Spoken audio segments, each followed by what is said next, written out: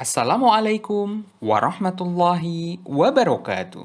Bertemu kembali dengan saya Hijrah Purnama Putra dalam mata kuliah Audit Lingkungan.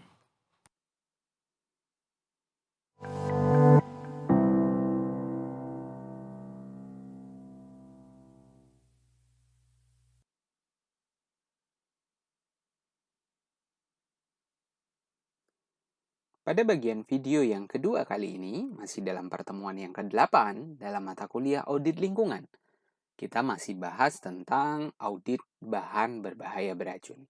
Pada video kali ini, kita akan bahas terkait dengan manajemen pengelolaan B3. Mengapa perlu diperlukan? Mengapa perlu pengelolaan? Ini menjadi pertanyaan mendasar saat kita akan melakukan pengelolaan B3. Yang pertama adalah jenis bahan kimia terus bertambah. Sifat bahan kimia semakin variatif. Cadangan air semakin sedikit.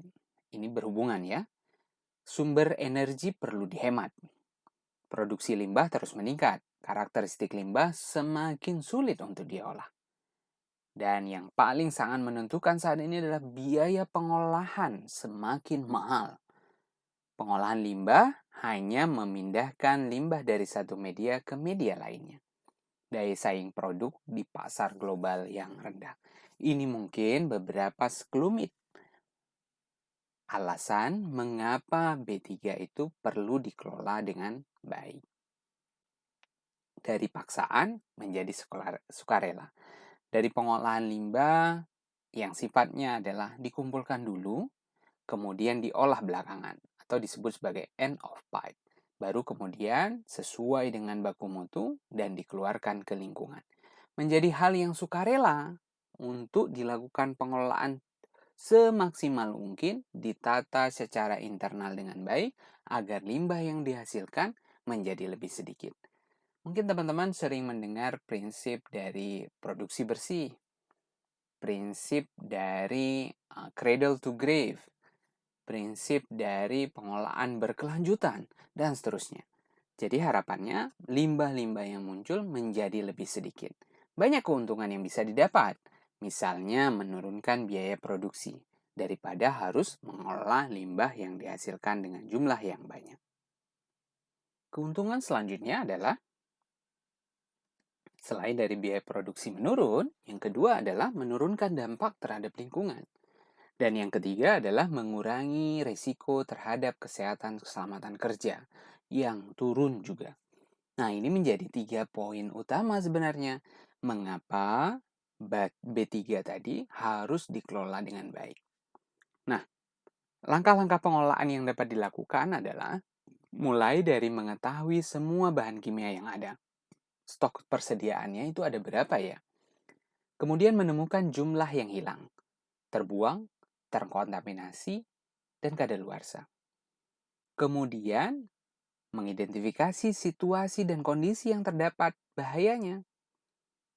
Dilanjutkan dengan menerapkan langkah-langkah untuk menggunakan bahan kimia yang lebih efisien dan aman bagi kesehatan manusia maupun lingkungan. Dan memonitoring pelaksanaannya.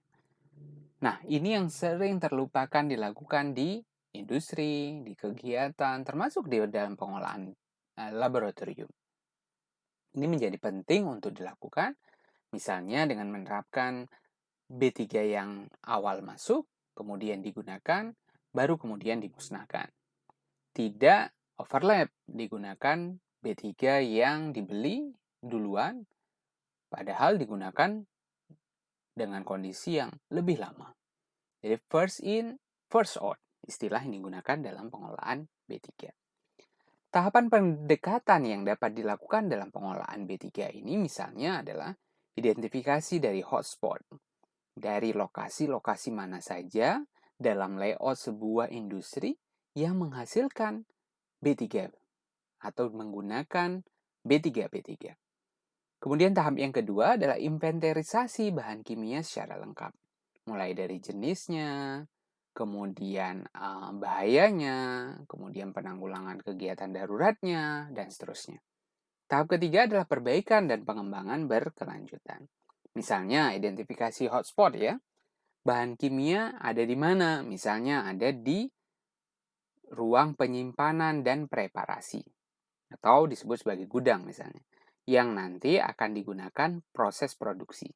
Nah, sebelum digunakan dalam proses produksi, tentunya ada proses pencatatan yang dilakukan oleh manajemen dan administrasi. Kemudian ada proses research and development. Dan dari kegiatan-kegiatan tersebut akan menghasilkan limbah. Dan limbah akan masuk ke instalasi pengolahan air limbah. Proses produksi selain menghasilkan limbah, pastinya akan menghasilkan produk ya. Ada quality control dan kemudian akan dipasarkan. Kira-kira hotspot yang ada mengandung B3 adalah yang berwarna biru. Mulai dari bahan kimia masuk, kemudian ada limbah, kemudian ada produk. Nah, dari kegiatan tersebut bisa diidentifikasi lokasi dari kegiatan-kegiatan tersebut yang mengandung limbah B3. Mohon maaf, bahan berbahaya beracun tersebut. Oh, di ruang produksi, di gudang, di ruang perlengkapan, dan seterusnya. Kemudian dibuatlah jalur arah dia bergerak. B3 tadi bergerak kemana saja, sehingga bisa diketahui lokasi penyimpanan bahan kimia, penanganan dan pemindahan bahan kimia untuk proses, kemudian keluaran dari bahan kimia tersebut. Nah, ini adalah proses identifikasi dari hotspot, titik-titik yang kemungkinan akan terdapat B3 tersebut. Nah, proses identifikasi biasanya adalah dilakukan dengan menggunakan kolom checklist ya. Mulai dari lokasi di dalam pabrik tersebut, kemudian pengamatan yang dilakukan, kemudian mencoba untuk menganalisis atau menghitung kerugian dan bahaya yang mungkin akan timbul. Misalnya, tempat pengiriman dan penyimpanan bahan kimia. Berhasil diamati, kemasan beberapa sak, misalnya jenis kalsium karbonat, rusak sebelum dan selama pemindahan ke gudang dan penyimpanan bahan kimia. Perhitungan kerugian dan bahayanya, berapa banyak bahan atau biaya yang dapat dihemat dengan perubahan prosedur untuk meminimalkan kerugian misalnya. Atau ada pertanyaan lain, berapa besar kualitas produk dapat ditingkatkan dengan mengurangi kemungkinan bahan baku terkontaminasi atau tercampur dengan bahan yang lain. Dan lain sebagainya. Ada dapur, lokasinya di dapur maksudnya ada zat warna, ceceran zat warna di sekitar timbangan, berapa banyak bahan kimia yang dapat dihemat seharusnya dengan menghindari pencampuran yang tidak disengaja. Begitu pula dengan di ruang produksi. Ini di list semuanya agar bahan B3 tadi tidak terbuang begitu saja. Tentunya penghematan yang besar yang dapat dilakukan oleh industri. Langkah selanjutnya adalah setelah menganalisa, mengidentifikasi kondisi tempat bahan kimia yang terbuang, kemudian mengidentifikasi bahaya dan biaya yang mungkin akan keluar, sehingga diperlukan adalah tindakan-tindakan pencegahan. Misalnya tindakannya pastikan kondisi penyimpanan yang sesuai dengan regulasi.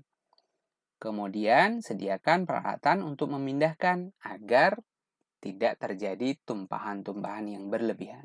Dan seterusnya. Jadi list tindakan ini dapat muncul dari kegiatan identifikasi hotspot yang dilakukan lewat kegiatan analisa. Siapa yang melakukan? Bisa pihak eksternal maupun dari internal dari kegiatan industri tersebut dalam rangka untuk mengurangi B3 yang digunakan. Begitu B3 digunakan berlebih, artinya ada biaya yang harus dikeluarkan untuk membeli B3 yang baru. Begitu B3 tertumpah, tercecer, kemudian tidak terpakai, dia akan menjadi limbah B3. Pada saat dia menjadi limbah B3, maka biaya yang dikeluarkan harus lebih besar karena pengolahan yang dilakukan harus mengikuti regulasi yang ada. Nah, kegiatan ini juga dalam rangka untuk melindungi manusia. Salah satunya harus jelas alat pelindung diri yang digunakan.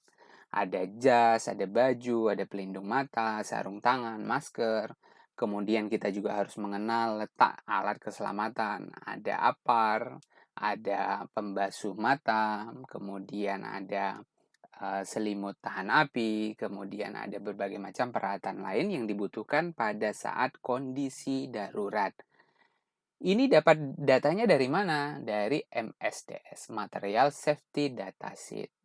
Setiap bahan kimia atau bahan berbahaya beracun yang digunakan harus menyediakan MSDS.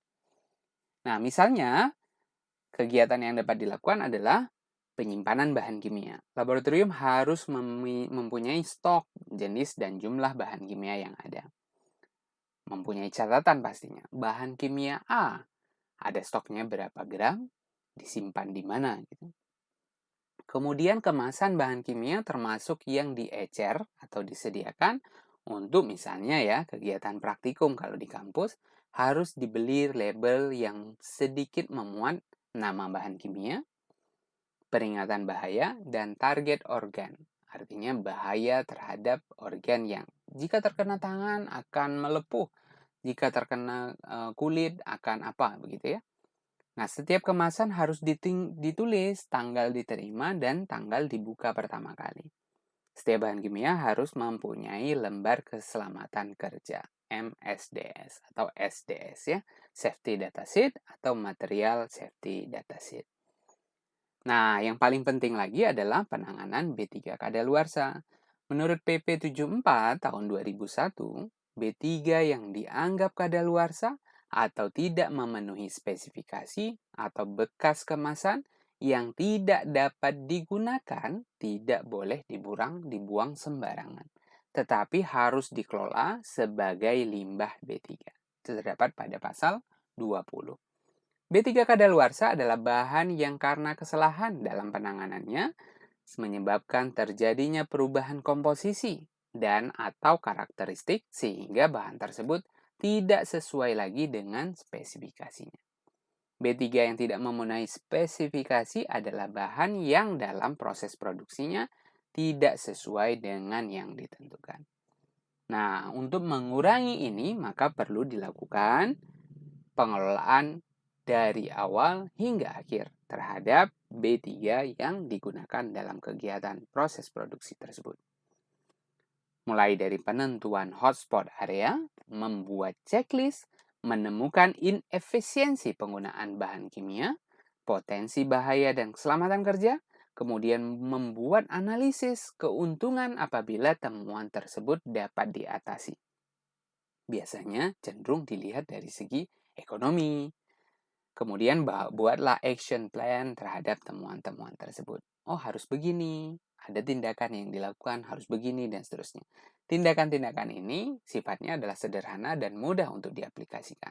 Tentunya pertimbangannya adalah regulasi yang ada. Kemudian berikan rekomendasi terhadap kekurangan data pada studi kasus. Nah, kira-kira nanti untuk memberikan rekomendasi ini, teman-teman akan membuat checklist dari berbagai macam regulasi yang ada tadi di awal. Apa saja yang perlu kita tanyakan pada saat kegiatan audit itu berlangsung? Apakah limbah B3 sudah dicatat? Apakah, bukan limbah ya. Apakah B3 yang digunakan sudah dicatat? Yang dicatat apanya? Jenisnya, jumlahnya, dan seterusnya. Apakah B3 yang kadaluarsa juga tercatat atau tidak? Kemudian limbah dihasilkan bagaimana dan seterusnya. Nah, cek kembali peraturan yang ada, kemudian siap untuk membuat checklistnya. Mudah-mudahan materi ini bisa bermanfaat dan kita akan bertemu kembali pada pertemuan selanjutnya. Terima kasih semuanya. Assalamualaikum warahmatullahi wabarakatuh.